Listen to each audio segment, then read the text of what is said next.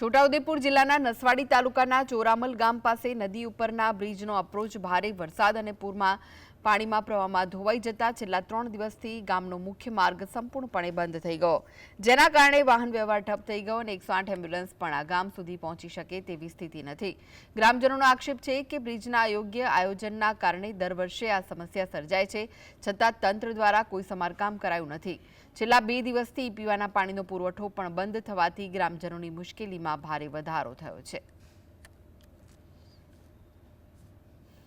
થઈ ગયો એટલા માટે પ્રોબ્લેમ થાય 108 આવો તે બી ના આવી શકે આગળ અને આ લોકોને કેવું કે ગરીબ માણસને મકાનમાં પાણી ઘૂસી જાય એટલે અંદર ભાગવું પડે ગામમાં ને એમને ઢોરા બી બકરા હોય તે બી તણાઈને જતા રહે।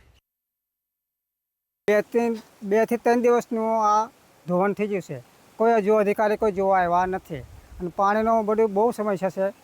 અને કંઈ સરકાર થોડો ઘણો કંઈ લાંબો અને કંઈ વ્યવસ્થા કરી લે તો અમારે સારો અને 2 થી 3 દિવસ પાણી મોટરના વોટર વર્ક્સ મેં પાણી પહેરેલું છે પેલું હામો એની પાણી બંધ છે ગામમાં, એની વ્યવસ્થા પણ કોઈ હજુ કરી નથી।